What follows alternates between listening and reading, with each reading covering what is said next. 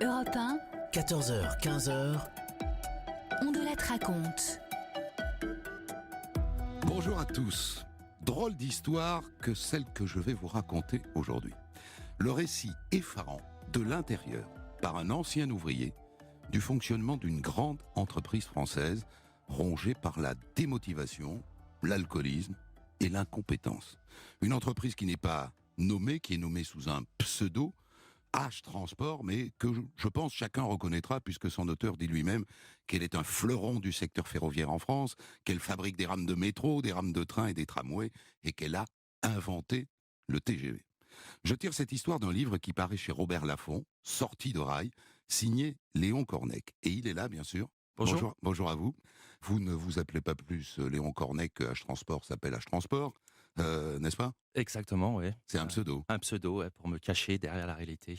Pour éviter les poursuites, peut-être? Pour éviter les poursuites, ouais, très inspiré par le service juridique. Où, en De fait, votre je mais- pouvais de votre ni- maison ni d'édition. citer, voilà, oui. On aura bien sûr plein de choses à se dire tout à l'heure parce que, bon, c'est un récit qui est assez dérangeant. En vérité, vous en avez conscience? Je suis conscient, ça dépend dérangeant pour qui. Pour l'utilisateur du train, c'est essentiel qu'il sache ça. Bon, après, pour les patrons, pour ces gens qui exercent... Pour les types qui prennent le train, comme moi souvent, et le métro et le RER, Ouais, c'est pour ça que j'ai ça fait écrit, peur. c'est pour ça que j'ai écrit ce livre pour mettre en dénoncer garde. ça, pour mettre en garde, oui. J'ai écrit cette histoire avec Éloi Audouin-Rousseau, réalisation Céline Lebras. Europe 1, Christophe Ondelatte.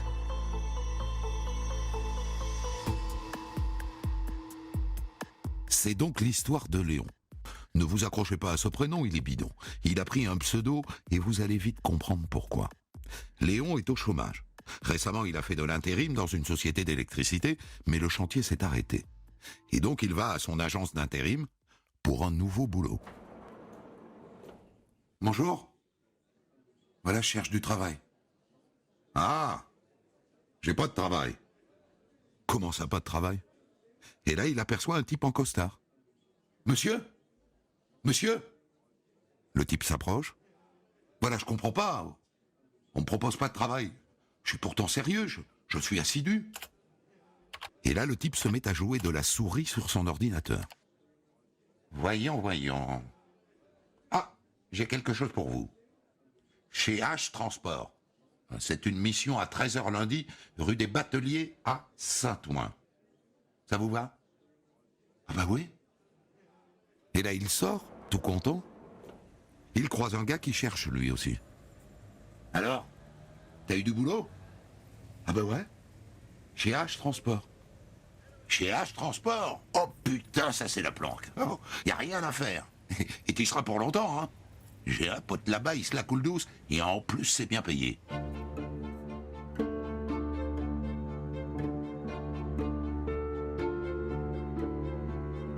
Léon rentre chez lui, il tape le nom de H Transport sur son ordinateur. Waouh! Des millions de chiffres d'affaires. La boîte a inventé le TGV. C'est un fleuron de l'industrie française.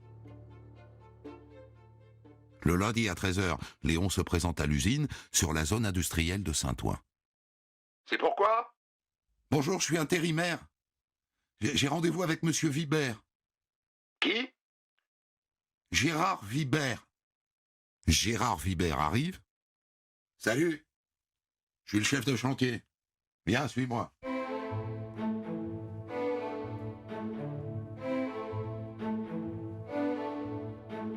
Et il le fait entrer dans une halle énorme, un ancien atelier d'assemblage de trains, immense et vide. Et les voilà dans le vestiaire, des centaines de casiers rouillés dans une salle puante, avec des chaussettes et des serviettes oubliées depuis des siècles, et un néon qui clignote. Bon bah écoute, tu te choisis un vestiaire là, et tu me rejoins dans mon bureau.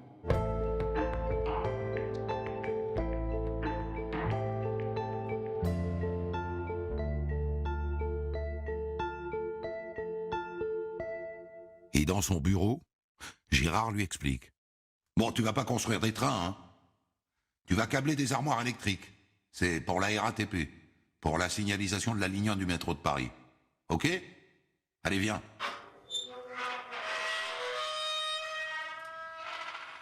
Je te présente Delatte, c'est ton chef d'atelier. Et lui, c'est Loïc. C'est un intérimaire comme toi. Bon, ben, Voilà, faut que j'y aille. Et là, Léon demande ce qu'il doit faire. Rien. On ne lui donne rien à faire.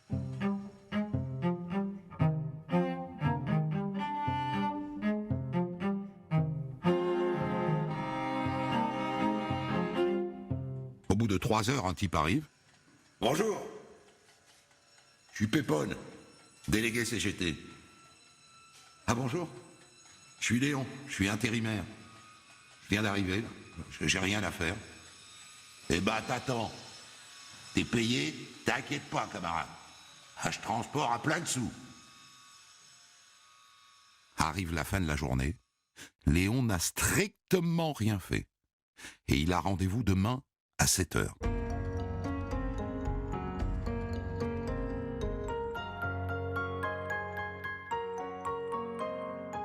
Le lendemain, Léon est pile à l'heure et on lui explique ce qu'il doit faire.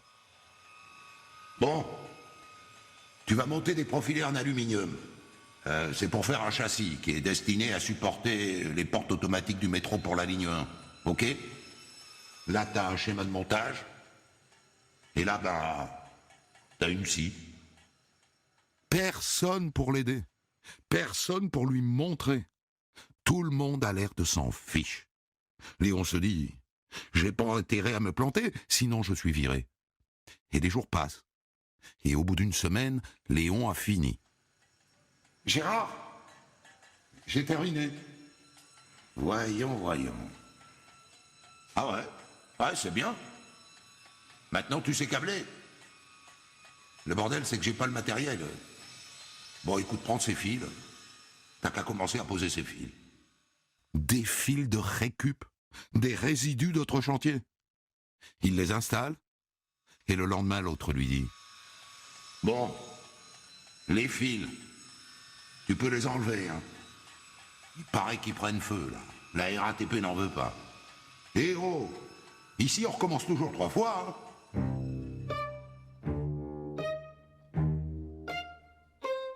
Un autre jour, il est en train de boulonner, arrive Pépone, le syndicaliste, la clope au bec, et qui pue l'alcool. Pépone passe ses journées à boire et à fumer. Il ne bosse jamais. Et pourtant, Léon se sent plutôt de gauche, hein. Ça fait pas longtemps qu'il est là, il n'en revient pas. Ça existe donc, ces grosses boîtes où le personnel aigri se contente de toucher son salaire. Et de militer parfois au syndicat pour plus de vacances et plus de salaire, bien sûr. Et il n'est pas au bout de ses surprises. Europe 1, on de la raconte.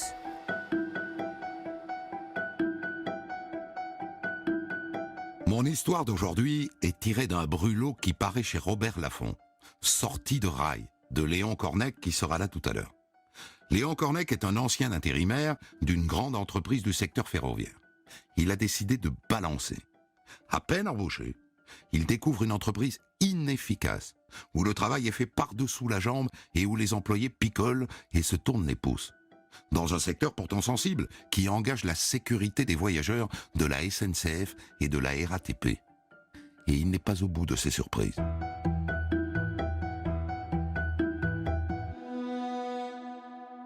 Deux mois après son arrivée, Léon, l'intérimaire, est toujours là. Gérard, le chef, entre dans l'atelier, l'air contrarié.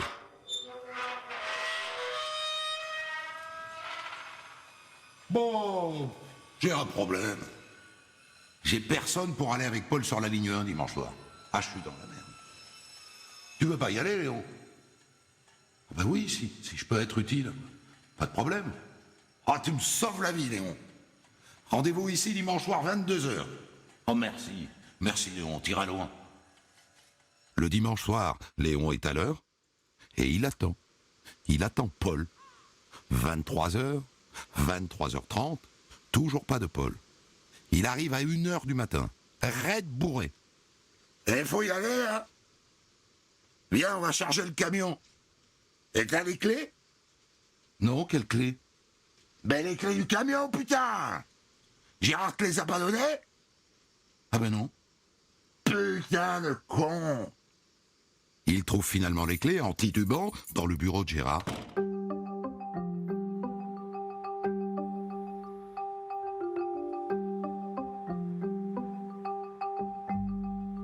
Ils arrivent au métro Porte-Maillot.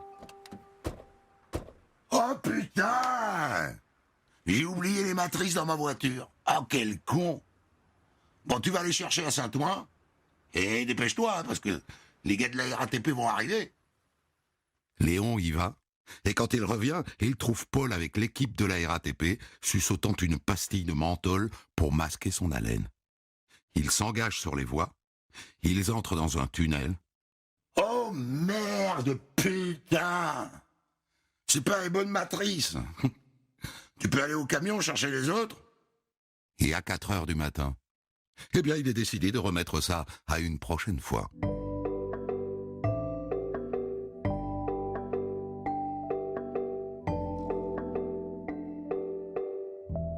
Le lendemain. Léon!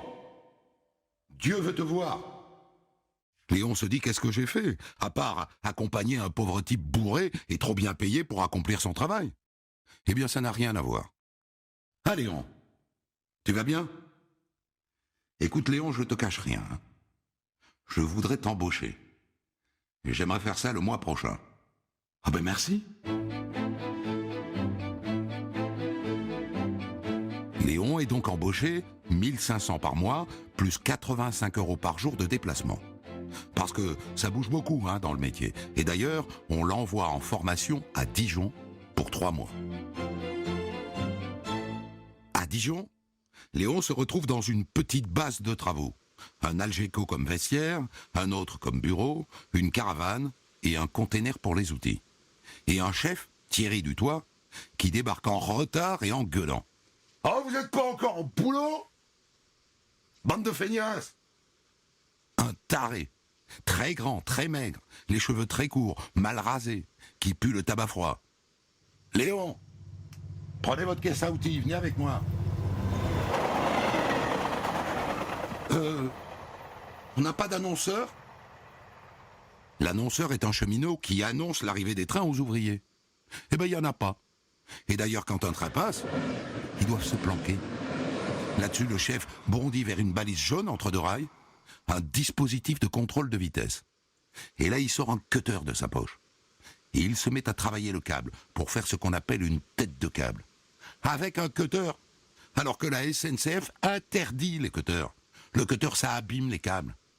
Là-dessus, un train arrive, il se dégage de justesse. Et le conducteur klaxonne. Il les a vus. Il va faire un rapport. Le chef est furax. Il allume une clope. Oh, fais chier, merde. Tu me préviens s'il y a un train, hein? Et il termine son bidouillage et il enchaîne avec un autre élément de la voix. Merde! Passe-moi une clé de 8, vite! Léon va chercher une clé de 8 dans sa caisse. Il ne voit pas un train qui arrive. Et l'autre se dégage de justesse. Et il y retourne. Il s'énerve, il panique. Et il finit par faire une boule avec les fils. Et il referme le capot.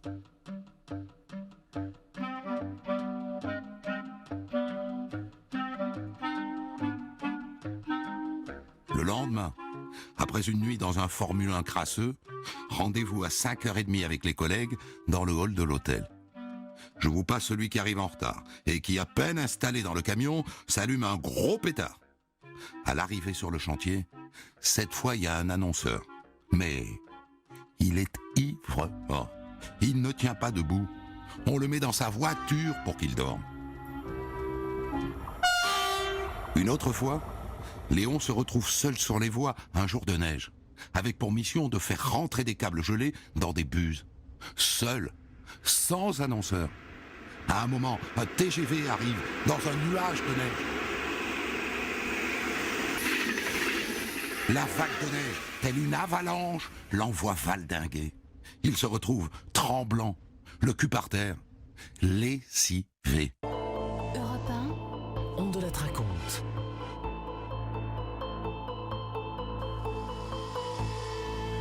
Mon histoire aujourd'hui est tirée d'un livre qui paraît chez Robert Laffont, Sortie de rail de Léon Cornec, qui sera là tout à l'heure. Léon est embauché comme intérimaire dans une grande entreprise du secteur ferroviaire. Dès le premier jour, dans un atelier affecté à la RATP, il découvre que le travail est fait par-dessous la jambe et que les employés picolent et se tournent les pouces. Finalement embauché en CDI, Il est envoyé en formation à Dijon sur un site dédié à la SNCF sous l'autorité d'un chef tyrannique et dépressif qui ne respecte aucune règle de sécurité et bâcle le travail.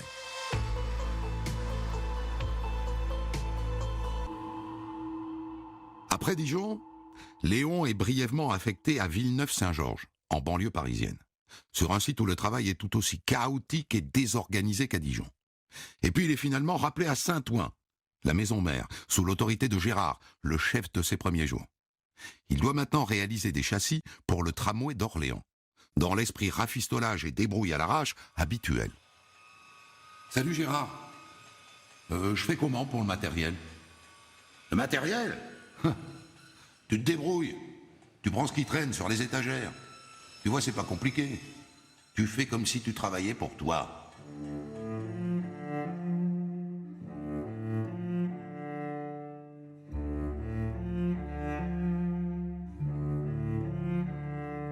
Léon est ensuite affecté sur le RERC, en région parisienne. Et il se retrouve chef d'équipe, à la tête d'une équipe d'intérimaires. Un soir, il étale ses plans sur un banc, en bord de Seine, et il entend les intérimaires qui s'engueulent. Et le ton qui monte. Et là, l'un d'eux s'empare d'une pioche, et il vise son collègue, qui heureusement esquive le coup. Il aurait eu la tête coupée en deux. L'autre se met à le poursuivre avec une baramine. Ils commencent à se battre comme des loups. Ils lui font peur. Alors il prend une pelle dans le camion et il leur tape dessus jusqu'à ce qu'ils se séparent. Mais putain, qu'est-ce qui vous prend? Et il les vire.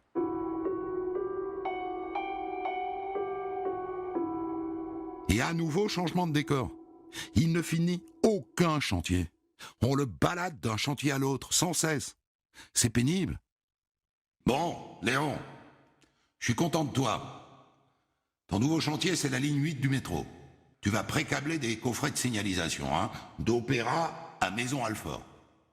T'as du boulot? Je te donne 2 intérimaires pour t'aider. On lui livre une palette de matériel. Et là, il réalise que les coffrets ne sont pas complets. Il est bloqué avant même d'avoir commencé. C'est toujours la même chose. Un pas en avant, 2 en arrière. Jamais le bon matériel, jamais les personnes qu'il faut. Aujourd'hui, par exemple, un intérimaire lui dit qu'il connaît bien le travail. Il s'agit de faire un trou avec une perceuse dans une armoire électrique pour l'accabler. T'es sûr que tu sais faire, hein? Oui, oui, chef. Fais gaffe, c'est fragile, hein? Et là, la machine s'emballe, le type lâche la perceuse, elle dérape, elle raye le coffret. Putain, t'as niqué le coffret! Regarde-moi ça, putain, c'est foutu. Mais quel con! Mais c'est pas compliqué, quoi, t'es incapable de faire un trou avec une perceuse? Léon a envie de le tuer. Alors il le vire. Fous-moi le camp! Je veux plus te voir.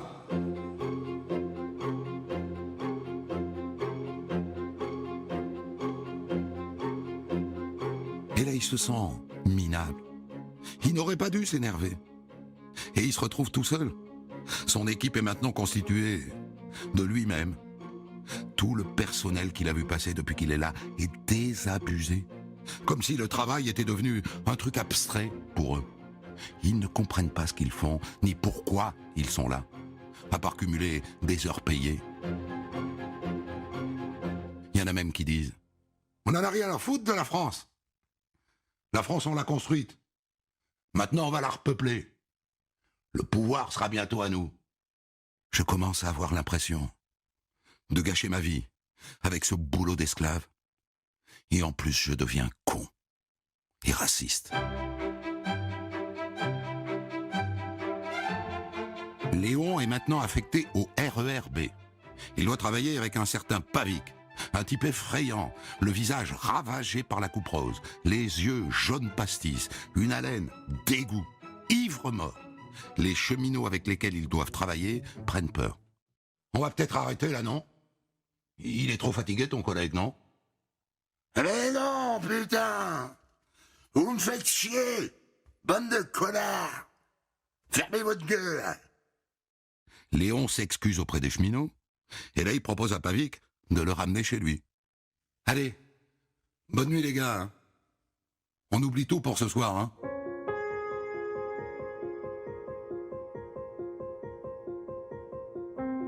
Et là, Pavik se confie. Il a 50 ans, bien qu'il paraisse en avoir 70.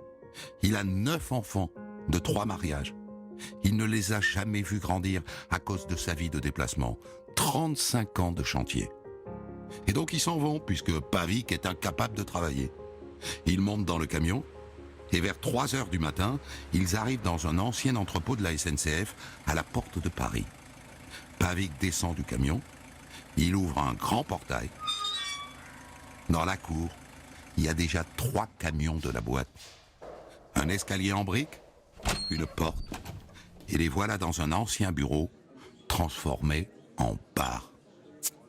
Alors Léon, tu veux quoi? Bah, comme toi, un whisky. Tu vois ici, c'est des anciens entrepôts de la Cernam. Bon, c'est à l'abandon depuis 20 ans. C'est le gardien qui nous loue le local, au Black. On prend l'apéro ici tous les soirs. Et là, le type sort un morceau de hashish gros comme un savon. Et il se roule un pétard. Et donc je dis quoi à Gérard pour ce soir? Ben, je sais pas quoi. Tu dis que j'étais pas en forme, et puis c'est tout. Ben, dis-lui que j'avais mal au ventre. Voilà.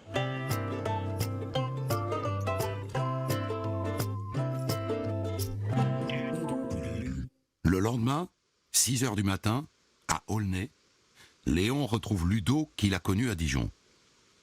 T'es au courant? Pépone. Il est mort. Pendu. Pépone le syndicaliste? Ouais. Il s'est engueulé avec son chef de chantier. Il a pris un camion. Il est allé se pendre en campagne sous un pont du côté de l'île. Et ensuite, ils vont attaquer leur boulot. Ludo se met à dérouler un câble. Il tire, et il ne s'aperçoit pas que le câble, derrière lui, est sur la voie ferrée. Et là, un train arrive. C'est un direct Orly-Paris. Et le câble s'accroche au train. Et il se met à se dérouler sur le touret à toute vitesse. C'est la panique. Ludo attrape une pince, il coupe le câble qui est en train de se dérouler entre ses jambes. Et le train s'éloigne avec le bout de câble qui fouette les bancs de la station suivante. Oh putain, j'ai eu peur, hein. Oh putain. Oh dis donc, j'ai vu le câble défiler sous mes couilles. Et tout le monde rigole. Sauf Léon, qui prend conscience qu'on vient de passer à côté d'un accident extrêmement grave. Europe 1, on de la raconte. Je tire mon histoire d'aujourd'hui d'un livre qui paraît chez Robert Laffont, Sortie de rail, de Léon Cornec, qui sera là dans un instant. Léon raconte les dessous d'une grande entreprise du secteur ferroviaire, dans laquelle il est embauché comme intérimaire. Dès le premier jour, dans un atelier affecté à la RATP, il découvre que le travail est fait par-dessous la jambe, que les employés picolent et se tournent les pouces. Finalement embauché en CDI, il se retrouve sur des chantiers pour la SNCF, la RATP ou le RER. De plus en plus effaré par la démotivation des ouvriers, leur alcoolisme et leur ignorance des règles de sécurité.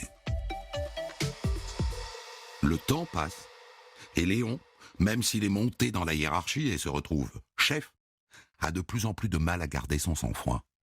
Il n'en dort plus. Il en a marre de ce manque de sérieux. Il est épuisé. Et un jour, Franck, son supérieur, vient lui faire une remarque. « Dis donc, Léon, tu m'as pas fait de rapport cette semaine? Je peux pas te faire confiance, Léon, c'est pas possible, ça. »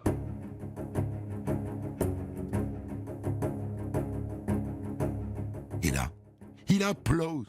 Il serre les dents, les poings, ses veines se gonflent d'un jus brûlant, et il voit un marteau sur la table. Et l'idée de fracasser la tête de Franck lui traverse la tête. Et maintenant, il a envie de pleurer. Il va craquer. Alors il attrape son blouson. Et il s'en va. Il sort de l'atelier. Il court. Il faut qu'il trouve un médecin. Vite.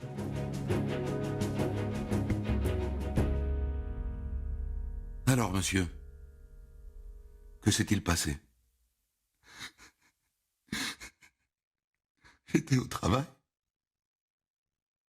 Et j'ai eu une réunion. J'ai voulu tuer mon chef à coups de marteau. Le docteur lui donne un mouchoir en papier. Bien. 3 semaines d'arrêt maladie. Hein. Vous êtes en burn-out, monsieur.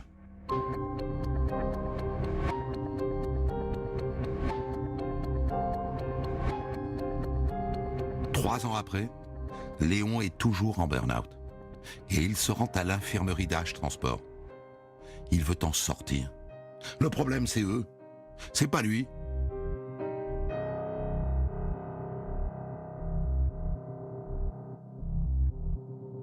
À Saint-Ouen, le vieux bâtiment a disparu.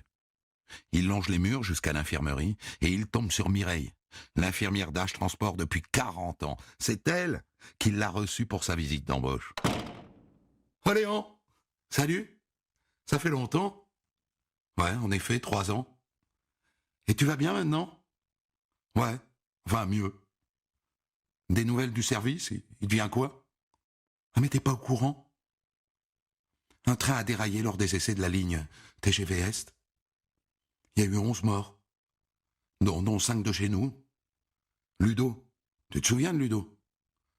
Et puis Félix, Franck, Bruno, Momo, tous morts. Tu te rends compte, je les ai vus tous entrer dans la société, c'était un peu mes enfants. Personne te l'avait dit? Et toi, tu vas bien? Léon fouille son sac. Tiens Mireille, donne ça à Dieu. C'est ma démission. Adieu Mireille.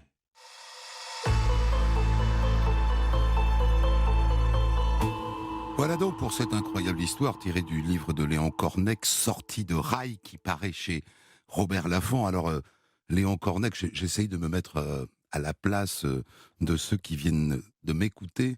Ils doivent ressentir à peu près ce que j'ai ressenti en lisant votre livre et en écrivant cette histoire. Ils peuvent se dire deux choses. D'abord, est-ce que je peux encore monter dans un métro ou dans un train en étant en sécurité ? Ou alors, est-ce que Léon n'exagère pas un peu, au fond? Est-ce qu'il raconte pas un tout petit coin du tableau en nous faisant croire que c'est tout le tableau? Non, non, bien au contraire, les ouvriers qui vivent une vie en déplacement, qui voient plus du tout leurs enfants, donc ils ont tous tendance à boire Et à se démotiver. et à se démotiver. Donc en fait, ce sont pas vraiment de leur faute, ce sont plus la direction, ce qu'on leur demande de faire, où les gens pètent un plomb parce que c'est irréalisable, des conditions de vie difficiles. Et donc, ils ont énormément, H Transport a énormément de problèmes pour pouvoir embaucher du personnel qualifié. Donc, parce que le personnel qualifié coûte beaucoup plus cher, donc on passe par Il n'emploie que des intérimaires. donc des intérimaires qui ne sont pas du tout qualifiés, sous-payés, qui généralement n'ont pas de papier, sont en attente de papier français, qui viennent de tous les pays en conflit de la planète pour venir trouver du travail donc à Paris. Et donc, comme c'est un travail très difficile, généralement, les gens acceptent le faire. Pour que les choses soient très précises, est-ce que vous nous dites aujourd'hui que la totalité des équipes de maintenance qui travaillent avec la SNCF et la RATP chez H Transport sont composées de gens qui ressemblent aux gens dont je viens de raconter l'histoire? Oui, bien sûr, oui. La Bien totalité. Je dirais pas la totalité, non, de ce que j'ai vu. Mais il faut savoir qu'au niveau du personnel, le SNCF, ça a beaucoup dégraissé. Et donc, ça a rendu de plus en plus les salariés de beaucoup plus en plus stressés, déprimés. Et donc, à force de supprimer les emplois, on leur demande beaucoup plus de travail. Pour que les choses soient bien claires, on ne parle pas de la SNCF, vous n'avez pas travaillé pour Non, la non, c'est une SNCF. société sous-traitante. Oui, enfin qui est une énorme société, Qui est une presque énorme aussi soci- grosse que la SNCF. Qui participe à engloutir le budget de la SNCF. Parce qu'en vérité, ça ne sont pas donc les cheminots de la SNCF qui font la maintenance des voies, ce ne sont pas les cheminots de la SNCF qui Non, font non, pas du la tout. maintenance des réseaux électriques. C'est terminé tout ça, c'est terminé. J'ai quelques chiffres là, de 2000 à 2013, il y a 26 000 suppressions d'emplois à la SNCF. Et depuis, donc, il y a une grosse une catastrophe ferroviaire à Brétigny-sur-Orge, et depuis, ils n'ont pas du tout embauché, quoi. Donc Et ce en sont fait, il y a plus de uniquement des service. sous-traitants. C'est uniquement la sous-traitance qui fait le travail. Alors bien sûr, il reste que quelques cadres de la SNCF, mais la plupart sont dépassés, soit inexpérimentés parce que trop jeunes.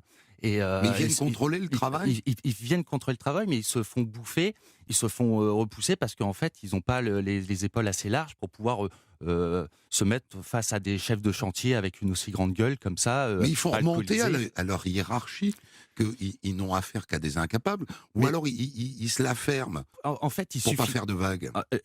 Il faut le faire, le travail, et le travail doit être accompli malgré tout et envers tout. Donc C'est une succession de petits chefs. Donc ça part du chantier, donc avec vraiment le petit personnel exécutant avec son petit tournevis. Ensuite, il y a les chefs d'équipe. Ensuite, c'est un chef de chantier. Et après, ça se fond comme ça dans la hiérarchie. On ne sait pas bien qui est le chef, quoi. Mhm. Mais donc, ce qui a d'important, c'est nous, à notre niveau, c'est de bien faire le travail parce qu'on nous vend toujours des promotions. C'est un peu la carotte. Donc, au fur et à mesure, on prend les missions, on fait les travaux. Mhm. Et d'ailleurs, c'est marrant parce qu'au bout d'un moment, finalement, ce que raconte votre histoire aussi, c'est que plus vous prenez de galons, plus vous commencez à ressembler à tous ces gens qui, encore quelques mois auparavant, Ouais. vous étaient insupportables. Exactement, c'était presque un exemple pour moi de voir comment il fallait faire pour pouvoir prendre des échelons dans la boîte et devenir chef, quoi. Faut être odieux. Donc odieux, sans pitié, le résultat avant tout, et la santé humaine, l'humain n'existe plus. C'est de la chair à canon. Quel est votre objectif en publiant ce livre? Est-ce Bah, que c'est de nous faire peur? Non, c'est pas de faire peur. En fait, moi, je me suis mis dans la peau de ce pauvre type, ce pauvre cheminot à Brétigny-sur-Orge qui a été mis en examen pour cet accident où il y a eu 7 morts et donc moi, j'aurais pu me retrouver à sa place, quoi. Et j'aurais difficilement pu expliquer que, enfin, pour me défendre, j'imagine, face à ces grands groupes, à la SNCF, que dire j'ai écrit ce livre pour ne pas porter la responsabilité D'un accident? d'un accident, parce que j'aurais donc, encore une fois, j'aurais pu me retrouver à sa place. Donc, ce pauvre type, en fait, il peut rien. On a juste trouvé un bouc émissaire, juste qui a donc mis en examen. Sa vie risque d'être ruinée. Enfin, déjà, elle est toute ruinée. Déjà, sa famille, il n'y a plus de travail. Et en fait, il supporte tous ces grands groupes qui n'ont pas voulu accepter leurs responsabilités en supprimant le personnel, en supprimant les budgets. Et on voit bien tous à quel point, de plus en plus, on déteste le cheminot. On nous a appris à détester les cheminots, mais ces pauvres gens n'y peuvent rien puisqu'ils sont de moins en moins et on leur demande de plus en plus de travail. Donc je pense que c'est une forme de technique pour pouvoir dégoûter du service public, pour pouvoir plus facilement nous soumettre la privatisation. Mon histoire aujourd'hui est inspirée du livre de Léon Cornec qui paraît chez Robert Laffont, Sortie de rail. À tout de suite. Et jusqu'à 15h sur Europe 1, vous écoutez Christophe Ondelat. Aujourd'hui, Christophe, vous nous racontez l'histoire d'un homme, un intérimaire qui a vécu l'horreur dans une très grande entreprise. Et il témoigne aujourd'hui. J'ai tiré mon histoire aujourd'hui du livre de Léon Cornec qui paraît chez Robert Laffont, Sortie de rail, qui est le récit effarant, raconté de l'intérieur par un ancien ouvrier du fonctionnement chaotique d'un fleuron de l'industrie française lié au secteur ferroviaire, une entreprise qui n'est pas nommée mais qui est assez facile à reconnaître puisque Léon Cornec, vous écrivez vous-même qu'elle a inventé le TGV et fabrique donc aujourd'hui les rames de TGV. Et ça n'est pas, je le dis tout de suite, la SNCF, c'est donc l'autre grande entreprise. Si on reprend l'histoire au début, il y a un truc qu'on a un peu de mal à comprendre. C'est votre démarche personnelle quand vous intégrez cette entreprise comme intérimaire. Parce que je lis la 4e de couverture de votre livre. Il est écrit que vous avez été musicien, sculpteur, vidéaste et même basketteur de haut niveau, ce que je vais bien croire parce que vous avez l'air assez grand. Qu'est-ce que vous allez faire comme intérimaire chez H Transport? Alors, donc, en tant qu'artiste, Paris, la ville de l'art, là où il y a les galeries, Les concerts. les concerts, les salles de concert, enfin, tout au moins où il y avait, parce que de plus en plus, disons de moins en moins, il y a de salles de concert pour la musique indépendante et les petits groupes comme moi. Donc, je me suis vite aperçu que Ça rapportait pas. ça rapportait pas, et pourtant, il fallait payer mon 18 mètres carrés à 750 €. Et donc, il fallait absolument que je prenne un boulot alimentaire. Donc, j'ai fait quantité de petits boulots en intérim. Parce que l'intérim, ça me permettait d'avoir du travail tout de suite. quoi. Précaire, mais tout de suite pour pouvoir me payer un loyer. Déjà que ça avait été difficile de trouver un logement parce que j'avais pas de carte, de fiche de paie, j'avais pas un petit salaire. Donc, j'ai eu beaucoup de chance de trouver un appartement. Vous n'avez aucune qualification? Et je suis électricien quand même. Vous êtes quand même Je suis électricien. électricien, mais j'avais pas exercé le boulot depuis 10 ans. Vous J'avais avez fait passé du votre diplôme, commerce, ouais. j'avais fait plein de choses, j'avais voyagé. Donc, je savais qu'en étant électricien, j'avais plus facilement accès au travail à Paris. Alors la première scène est absolument effarante. C'est le premier travail qu'on vous confie, ce sont donc ces châssis pour les portes automatiques de la ligne 1 du métro, qui est un métro automatique, Ouais, ouais. la ligne 1 sans conducteur. Et alors donc on vous donne vraiment un schéma et une scie, et on vous dit débrouille-toi. Vraiment, Quoi. ouais, c'est exactement ça. C'est exactement ça parce que. Mais moi c'est- j'imaginais que c'était un atelier où il y avait 50 mecs qui Non, construisaient la même chose. Non, il y a pas de budget, il y a peu de budget. En fait, ils prennent des gros contrats, et, nous en mettent plein la vue. C'est de la communication plein la vue. Et en fait, au résultat des courses, il y a rien pour pouvoir exécuter. C'est-à-dire, il y a un type tout seul dans un atelier à Saint-Ouen qui fabrique les portes automatiques. Tout prend du retard. Personne ne maîtrise vraiment les projets. Le réseau est vraiment vétuste. Et chaque situation est différente. On ne sait jamais sur quoi on va tomber. Je racontais aussi en Seine-Saint-Denis les camps de Rome avec tous les vols de câbles qu'il y a. On pose du câble, on pose des longueurs de cuivre et le lendemain, ça a disparu. Et moi, en tant que responsable, je voyais l'argent public se dilapider. Donc, je disais aux gens de la SNCF, mais faites quelque chose. Mais ils ne pouvaient rien faire parce que c'était les plans, il fallait qu'ils fassent les plans. Et donc, le jour, on posait le câble et le lendemain, il était de nouveau piqué, quoi. Alors, ce qui marque, évidemment, c'est cet alcoolisme qui a l'air incroyablement présent dans cette entreprise. On a l'impression parfois de se retrouver au temps de Germinal, au 19e siècle, ou au début du 20e en tout cas, dans cette grande entreprise française qui est un fleuron de l'industrie. Aujourd'hui, vous nous dites que les équipes qui font la maintenance sur la voie sont composées pour moitié de gens bourrés du matin au soir. Alors, il ne s'agit pas, l'alcoolisme n'est pas uniquement un problème dans les sociétés, mais un problème national. Oui, j'ai pas là, les chiffres. Il se trouve que moi je peux vous dire, à Europe 1, il n'y a pas de gens bourrés comme ça dans les couloirs, quoi. Ça se voit peut-être moins, ou c'est pas de l'alcool. Ils y sont pas. C'est pas Ils de y la sont pas grosse parce que le système contemporain du travail ne l'accepte pas. Et dans cette boîte, on l'accepte ou on laisse faire. Disons que les responsables, on est obligé de laisser faire, parce que moi, je suis pas capable de dire que mon employé, que mon intérimaire est bourré. Moi, ce qu'il faut, c'est absolument du résultat.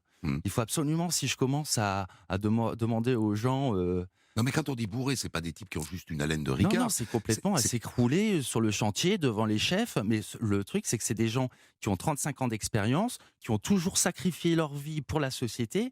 La direction ne peut pas se passer de ces gens-là, même alcooliques, parce que c'est la maîtrise. Et comme je raconte dans le livre, il y a énormément d'accidents, donc suite à l'alcool, de gens qui se tuent. Et malheureusement, c'est une réalité. Ce qui est intéressant dans la d'ailleurs, société. c'est que les gens de la SNCF qui sont souvent avec vous sur les chantiers, puisque ça concerne leur entreprise, leurs équipements, etc., ils sont témoins de ça. Il y a moins en moins de monde et ils n'ont pas du tout le moyen d'agir. Mais ils voient bien que le type est bourré. Quand Paul est bourré, le type de la SNCF le voit. Oui, mais bien sûr, mais il y a des travaux à faire, il y a des dates à respecter, il y a des travaux, elles sont pas respectées, il y a des pénalités. Vous faites rien ce jour-là, elles sont pas respectées les dates. Il y a des pénalités et mieux vaut avoir un mort sur le terrain que de ne pas rendre le chantier en temps et en heure. Ça coûte nettement moins cher d'avoir des morts sur le chantier que de payer des pénalités à la SNCF parce qu'on n'a pas rendu le chantier à temps et en heure. Donc c'est la course folle au résultat et c'est comme à la guerre. Ce bar-là, dans un ancien entrepôt de la Cernam au nord de Paris, il existe toujours à votre connaissance? C'est un truc hallucinant. C'est un film, quoi. Les gens en se déplacement, on a le choix, strictement le choix de pouvoir choisir son mode d'hébergement. Son mode d'hébergement, oui. Donc il existe l'hôtel. À Paris, l'hôtel est beaucoup trop cher pour les indemnités qu'on a. En province, c'est nettement plus facile de se loger et de déjeuner en province, Formule 1, mais à Paris, même le Formule 1 est cher. Et donc, il y a une autre solution, c'est de loger en caravane. Sur ce terrain de la Cernam, il y a le bar et à côté, il y a des caravanes. Voilà, il y a des caravanes. Où les gars vivent. Les gars vivent de différentes sociétés. Alors, il y a des gens de Colas, ça je peux citer. D'autres entreprises de travaux publics. Toutes entreprises de travaux publics où, en fait, ce sont des genres de campements, comme ça, un peu de tribus, très fermés parce que c'est dans des coins de Paris assez difficiles. Et donc, ils vivent là-dedans à moindre frais. Et là-dedans, il y a des bistrots où les mecs de H-Transport vont tous les soirs. H-Transport et d'autres, parce que en fait, je vous raconte même aussi, et ça j'en ai pas parlé dans le livre, enfin tout au moins ça a été coupé, c'est qu'ils louaient aussi les espaces pour faire des films pornographiques. Oui, il a dit un mot. Mais j'étais pas sûr d'avoir compris, des films de boules, quoi. C'est comment? Ils louent les espaces. Oui, ils louent des espaces, et donc il m'expliquait. Vous savez, quand vous partez, vous êtes loin de chez vous, il faut se recréer une famille. La famille que vous avez, les collègues, quand vous avez rien du tout, c'est votre famille. C'est les personnes, vous vous réveillez le matin, vous prenez le café, vous déjeunez ensemble. Il se crée des liens vraiment d'amitié forte. En fait, c'est une forme de confrérie de gens qui travaillent comme ça. Et qui assure d'ailleurs le Et donc, on se crée une famille, et dans la famille, l'alcool, ça facilite. Enfin, je sais pas si c'est vrai, mais la fraternité, c'est ce que j'ai fait, quoi. La fraternité. La fraternité. Votre bouquin, j'en rappelle le titre, Sortie de rail, qui paraît chez Robert Laffont, signé Léon Cornec. À tout de suite pour parler de l'autre grosse découverte, moi je trouve, de cette histoire, c'est l'absence totale de respect des règles de sécurité, et notamment l'absence d'annonceurs au bord des voies. Vous écoutez On de la raconte jusqu'à 15h sur Europe 1. Cet après-midi, Christophe, vous nous racontez l'histoire d'un homme, un homme ouvrier qui a vécu des choses traumatisantes dans une grande entreprise. Et il les raconte, il témoigne à vos côtés aujourd'hui. J'ai tiré mon histoire d'aujourd'hui du livre de Léon Cornec qui paraît chez Robert Laffont, qui est le récit effarant, raconté de l'intérieur par Léon, qui est un ancien ouvrier du fonctionnement chaotique d'un fleuron de l'industrie française lié au secteur ferroviaire. L'entreprise n'est pas nommée, mais elle est assez facile à deviner puisqu'elle fabrique entre autres des rames de TGV. Et alors l'une des grandes découvertes de votre histoire, c'est que moi en tant que passager des trains et notamment des TGV, j'ai remarqué qu'il y avait des gens parfois sur le bord des voies, mais je pensais qu'il y avait systématiquement avec eux, lorsqu'un ouvrier travaillait sur le ballast et sur la voie, un type avec un gros klaxon qui prévenait que les trains arrivent. Et ce que vous racontez-vous, c'est qu'on a l'impression que la plupart du temps, en fait, il n'y a personne, vous vous retrouvez tout seul. Ça, c'est la procédure. Alors, vous savez, pour les cahiers où on doit respecter la procédure, la sécurité, c'est des cahiers très larges, quoi, très épais, Oui. ce qui est pratiquement impossible de respecter. Non mais là c'est pas impossible, c'est quasiment jamais. Enfin, vous arrivez sur des endroits où des TGV se croisent en permanence, il y a personne pour vous prévenir qu'un train arrive. En fait, dans ce que j'explique dans le livre, c'est qu'on n'a pas demandé d'autorisation. Parce que pour le demander l'autorisation, ça prend beaucoup trop de temps.